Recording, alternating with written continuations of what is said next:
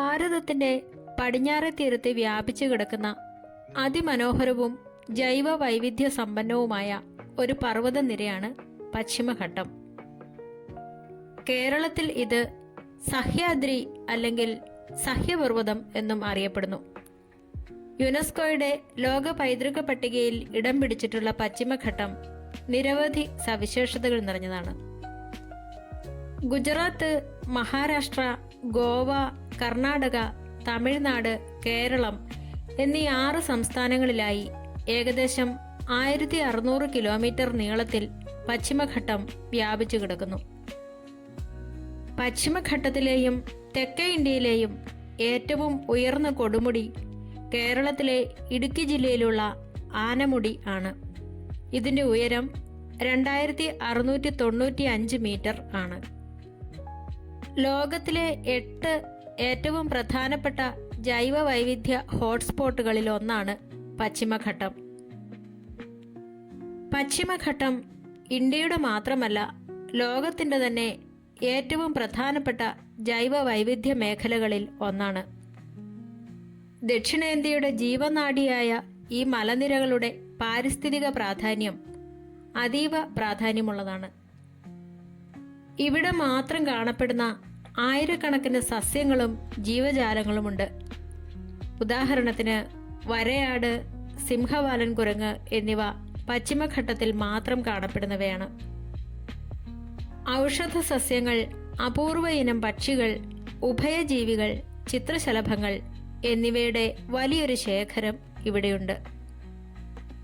ഇന്ത്യയിലെ കാലാവസ്ഥയെ, പ്രത്യേകിച്ച് മഴയെ നിയന്ത്രിക്കുന്നതിൽ പശ്ചിമഘട്ടം നിർണായക പങ്കുവഹിക്കുന്നു. തെക്കു പടിഞ്ഞാറൻ മൺസൂൺ കാറ്റുകളെ തടഞ്ഞു നിർത്തി ദക്ഷിണേന്ത്യയിൽ മഴ പെയ്യിക്കുന്നത് പശ്ചിമഘട്ടമാണ്. അറബിക്കടലിൽ നിന്ന് വരുന്ന ഈർപ്പമുള്ള മൺസൂൺ കാറ്റുകളെ ഈ മലനിരകൾ തടഞ്ഞു നിർത്തുകയും കേരളം ഉൾപ്പെടെയുള്ള പടിഞ്ഞാറൻ തീരങ്ങളിൽ സമൃദ്ധമായ മഴ നൽകുകയും ചെയ്യുന്നു. പശ്ചിമഘട്ടം ഇല്ലെങ്കിൽ ദക്ഷിണേന്ത്യ ഒരു വരണ്ട ഭൂമിയായി മാറുമായിരുന്നു. ദക്ഷിണേന്ത്യയിലെ പ്രധാനപ്പെട്ട എല്ലാ ജീവനദികളും ഉത്ഭവിക്കുന്നത് പശ്ചിമഘട്ടത്തിൽ നിന്നാണ്. ഗോദാവരി, കൃഷ്ണ, കാവേരി, പെരിയാർ, ഭാരതപ്പുഴ തുടങ്ങിയ നദികൾ ദക്ഷിണേന്ത്യയിലെ കോടിക്കണക്കിന് ആളുകളുടെ കുടിവെള്ള സ്രോതസ്സും കൃഷിയുടെ അടിസ്ഥാനവുമാണ്. അതുകൊണ്ട് തന്നെ പശ്ചിമഘട്ടത്തെ ദക്ഷിണേന്ത്യയുടെ വാട്ടർ ടവർ എന്ന് വിളിക്കുന്നു. പശ്ചിമഘട്ടത്തിലെ ഇടതൂർന്ന വനങ്ങളും ചോലവനങ്ങളും അന്തരീക്ഷത്തിലെ വലിയ തോതിലുള്ള കാർബൺ ഡയോക്സൈഡ് ആഗിരണം ചെയ്യുന്നു. ഇത് ആഗോള താപനത്തിൻ്റെ ആഘാതം കുറയ്ക്കാനും കാലാവസ്ഥാ വ്യതിയാനത്തെ പ്രതിരോധിക്കാനും സഹായിക്കുന്നു. കനത്ത മഴ പെയ്യുമ്പോൾ മലയോര മേഖലകളിൽ മണ്ണൊലിപ്പ് തടയുന്നതും ഉരുൾപൊട്ടലിൻ്റെ തീവ്രത കുറയ്ക്കുന്നതും ഇവിടുത്തെ കാടുകളുടെ വേരുകളാണ്. വനനശീകരണം നടക്കുമ്പോൾ മാത്രമാണ് ഈ മേഖലകളിൽ വലിയ ദുരന്തങ്ങൾ ഉണ്ടാകുന്നത്. വയനാട്ടിലെയും മറ്റ് മലയോര മേഖലകളിലെയും ഉരുൾപൊട്ടലുകൾ ഇതിനുദാഹരണങ്ങളാണ്. പശ്ചിമഘട്ടത്തിൻ്റെ സവിശേഷമായ പാരിസ്ഥിതിക പ്രാധാന്യം കണക്കിലെടുത്ത് 2012 യുനെസ്കോ ഇതിനെ ലോക പൈതൃക പട്ടികയിൽ ഉൾപ്പെടുത്തിയിട്ടുണ്ട്. കേരളത്തിൻ്റെ ഉൾപ്പെടെ ദക്ഷിണേന്ത്യയുടെ കാർഷിക സമൃദ്ധി, ശുദ്ധവായു, കുടിവെള്ളം, സന്തുലിതമായ കാലാവസ്ഥ എന്നിവയെല്ലാം നിലനിൽക്കുന്നത് പശ്ചിമഘട്ടത്തിൻ്റെ സംരക്ഷണത്തെ ആശ്രയിച്ചാണ്. കേരളത്തിൻ്റെ പ്രകൃതി ദുരന്തങ്ങളുടെ പശ്ചാത്തലത്തിൽ പശ്ചിമഘട്ടത്തിൻ്റെ സംരക്ഷണം വരും തലമുറയുടെ നിലനിൽപ്പിന് തന്നെ അത്യന്താപേക്ഷിതമാണ്. മാധവ് ഗാഡ്ഗിൽ, കെ കസ്തൂരിരംഗൻ തുടങ്ങിയ വിദഗ്ധ സമിതികൾ പശ്ചിമഘട്ട സംരക്ഷണത്തിനായി ശക്തമായ നിർദ്ദേശങ്ങൾ മുന്നോട്ട് വച്ചിട്ടുള്ളത് ഇതിൻ്റെ ഗൗരവം വ്യക്തമാക്കുന്നു. അപൂർവ ഇനം ഓർക്കിഡുകൾ, ഔഷധ സസ്യങ്ങൾ, നിത്യഹരിത വനങ്ങൾ എന്നിവ ഇവിടെയുണ്ട്. 12 വർഷത്തിലൊരിക്കൽ മാത്രം പൂക്കുന്ന നീലക്കുറിഞ്ഞി പശ്ചിമഘട്ടത്തിൻ്റെ സവിശേഷതയാണ്. ഏഷ്യൻ ആനകൾ, കടുവകൾ, പുള്ളിപ്പുലികൾ എന്നിവയ്ക്ക് പുറമെ പശ്ചിമഘട്ടത്തിൽ മാത്രം കാണപ്പെടുന്ന വരയാട്, സിംഹവാലൻ കുരങ്ങ് എന്നിവയുടെ പ്രധാന വാസസ്ഥലമാണിത്. കേരളത്തിന്റെ കാലാവസ്ഥയെയും സമ്പദ് വ്യവസ്ഥയെയും രൂപപ്പെടുത്തുന്നതിൽ പശ്ചിമഘട്ടം നിർണായക പങ്കുവഹിക്കുന്നു. കേരളത്തിലെ പ്രധാന വിനോദസഞ്ചാര കേന്ദ്രങ്ങളായ മൂന്നാർ, വയനാട്, വാഗമൺ എന്നിവ പശ്ചിമഘട്ടത്തിന്റെ ഭാഗമാണ്. ചായ, കാപ്പി, കുരുമുളക്, ഏലം തുടങ്ങിയ മലഞ്ചരക്ക് കൃഷികൾ പശ്ചിമഘട്ട മേഖലകളിലാണ് പ്രധാനമായും നടക്കുന്നത്. വനനശീകരണവും കയ്യേറ്റങ്ങളും കാരണം പശ്ചിമഘട്ടം ഇന്ന് കടുത്ത പരിസ്ഥിതി വെല്ലുവിളികൾ നേരിടുന്നുണ്ട്.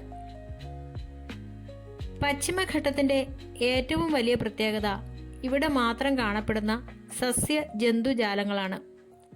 ലോകത്ത് മറ്റൊരിടത്തും ഇവയെ സ്വാഭാവികമായി കാണാൻ കഴിയില്ല. ഇവിടെയുള്ള 5000-ത്തിലധികം പുഷ്പിക്കുന്ന സസ്യങ്ങളിൽ 30% പശ്ചിമഘട്ടത്തിൽ മാത്രം കാണപ്പെടുന്നവയാണ്. പശ്ചിമഘട്ടത്തിലെ തവളകൾ, നിശാചാരികൾ പോലുള്ള 80%-ത്തിലധികം ഉഭയജീവികളും ഇവിടെ മാത്രം ജീവിക്കുന്നവയാണ്. വൈവിധ്യമാർന്ന അനേകം ജീവിവർഗങ്ങളുടെ അഭയകേന്ദ്രമാണിത്. സിംഹവാലൻ കുരങ്ങ്, വരയാട്, മലബാർ വെരുക് എന്നിവ പശ്ചിമഘട്ടത്തിന്റെ പ്രതീകങ്ങളാണ്. കൂടാതെ ഏഷ്യൻ ആനകൾ, കടുവകൾ, പുള്ളിപ്പുലികൾ എന്നിവയുടെ വലിയൊരു ശതമാനവും ഇവിടെ ജീവിക്കുന്നു.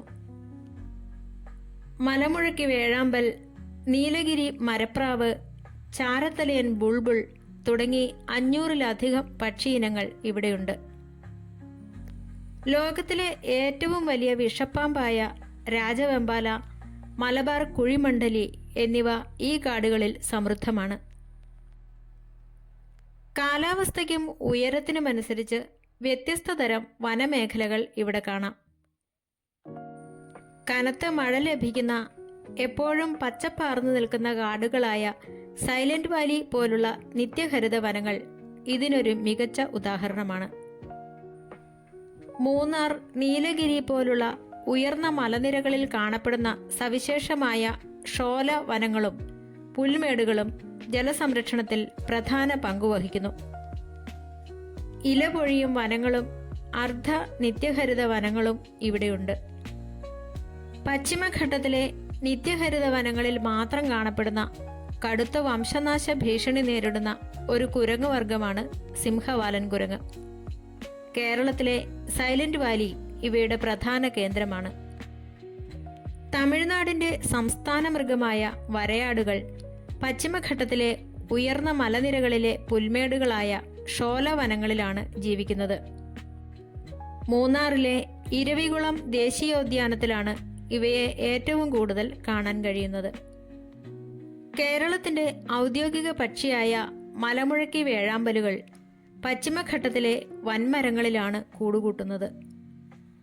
വർഷത്തിൽ ഭൂരിഭാഗം സമയവും ഭൂമിക്കടിയിൽ കഴിയുകയും മൺസൂൺ കാലത്ത് പ്രജനനത്തിനായി മാത്രം പുറത്തു വരികയും ചെയ്യുന്ന അതിവിചിത്രമായ ഒരു തവള ഇനമാണ് പാതാളത്തവള അല്ലെങ്കിൽ മാവേലി തവള.